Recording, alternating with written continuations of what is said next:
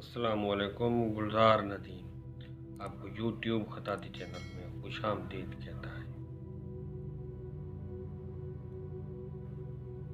عین کے ساتھ دوسرے حروف کیسے جوڑیں؟ عین کا دوسرے حروف سے جڑنا اور بدلتے انداز۔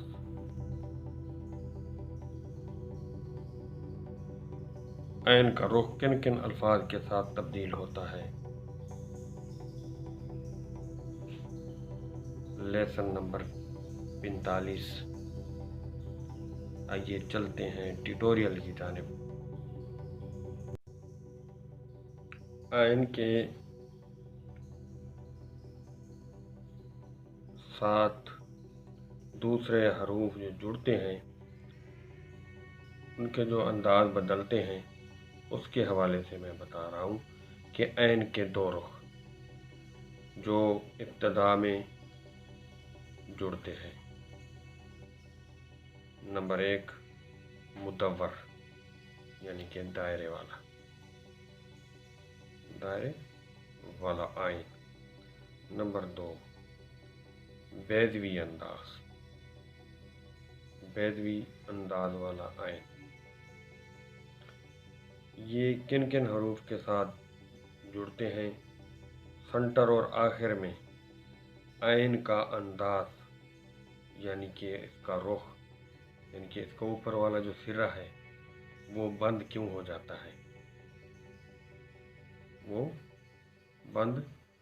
جاتا ہے؟ یہ انشاءاللہ اس کی وضاحت پوری تفصیل کے ساتھ میں آپ کو بتاؤں گا۔ ان کے اصول و ضوابط اور ان کے جو حروف ہیں، یہ ان کے حروف کے ساتھ جو جڑ کر اس کے عین کا جو نام تبدیل ہوتا ہے اور جو اس کا انداز تبدیل ہوتا ہے، اس کی وضاحت آپ کو پوری تفصیل کے ساتھ اس وقت سمجھ آئے گی جب آپ پوری ویڈیو دیکھیں گے۔ تو دوستو، آپ کو سکرین پر جیسا کہ نظر آ رہا ہے دائرہ اور کھڑی لکیر، اور پھر اب میں یہ چھوٹا دائرہ اور بڑا دائرہ آپ کو بنا کر دکھا رہا ہوں۔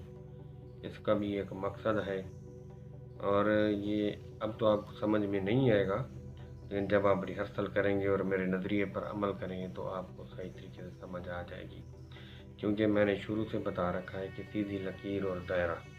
اور یہ آج کا جو ہمارا ٹیوٹوریل ہے، جو سبق ہے، وہ عین کے حوالے سے ہے کہ عین جب دوسرے لفظوں کے ساتھ جڑتا ہے تو اس کے رخ اور انداز جو تبدیل ہوتا ہے، اس حوالے سے میں آپ کو بتاؤں گا کہ لوگوں کو بہت ساری دقت ہوتی ہے۔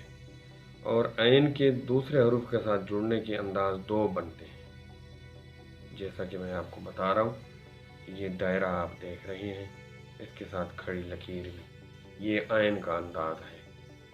یہ عین اور عین الف آ جسے ہم کہتے ہیں اسی کا انداز ہے، اور اسی انداز کی عین جو دائرے کے انداز میں، جو مدور انداز میں ہم لکھتے ہیں، یہ کن کن حروف کے ساتھ استعمال ہوتی ہے۔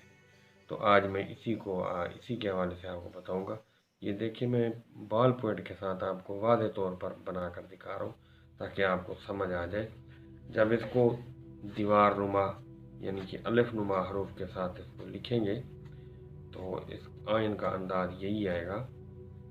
تو یہ آپ نے دیکھا، وہ جو میں نے عین بنائی ہے دائرہ، اور پھر اس کے ساتھ یہ میں بیضہ بنا رہا ہوں۔ یہ بیضہ جو ہے بیضوی عین کے لیے ہے جو دوسرے حروف کے ساتھ استعمال ہوگی۔ یہ مدور جو عین ہے، اس کے حوالے سے بھی میں آپ کو بتا رہا ہوں کہ یہ کن کن کے ساتھ استعمال ہوگی۔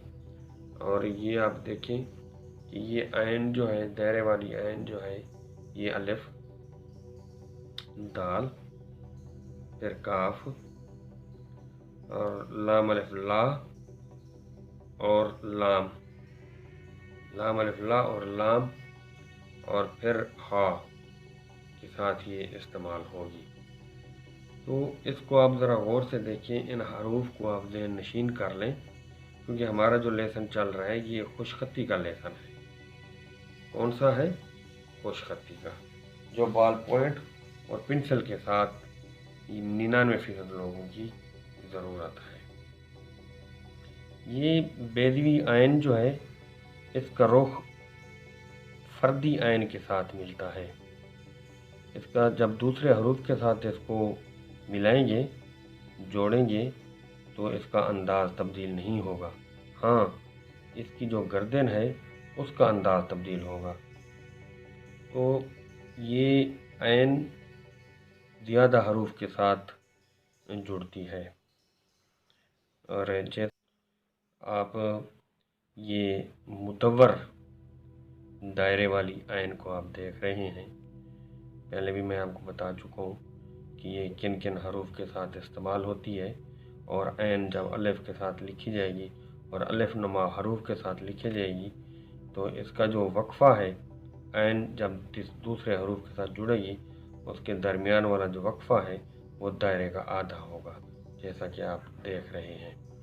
तो ये फिर ये आयन सही तरीके से अपनी जगह पर जचेगी, नहीं तो ये अच्छी नहीं लगती। हाँ, आप इसको खाने में लिखें।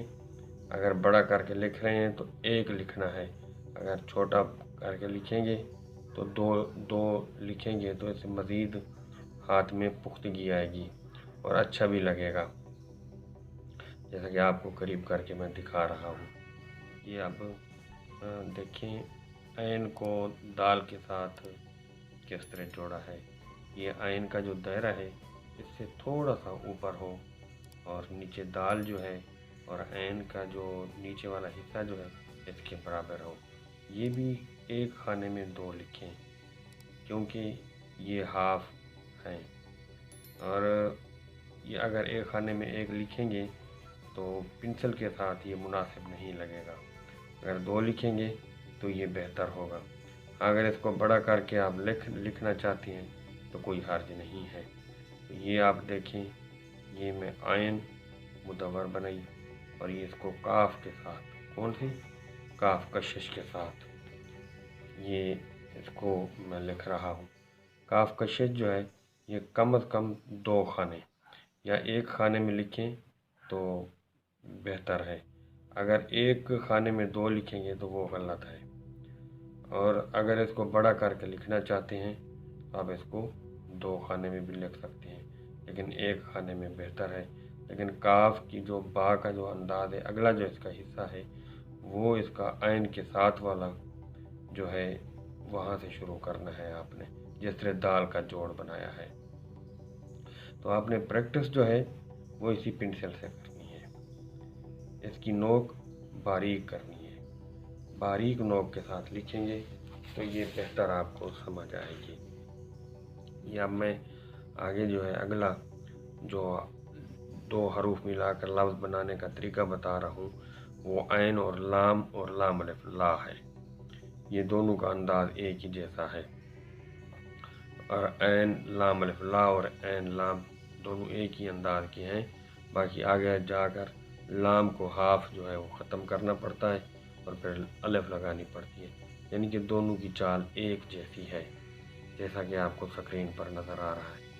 ये दोस्तों बताने का मकसद ये है, ये जब आप असूल से नशीन कर लेंगे तो आपको ये सब चीज़ें आसान हो जाएंगी लिखने के लिए।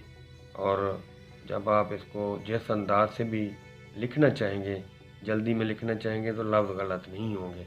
अगर ऐसा लिखेंगे तो वो भी खुश खत होगा। तो इसके लिए ये ज़रूरी है जो मैं आपको बता रहा हूँ। ये देखिए दोस्तों कि अगला जो हमारा हर्फ है आयन के साथ मिलाने वाला वो है हा।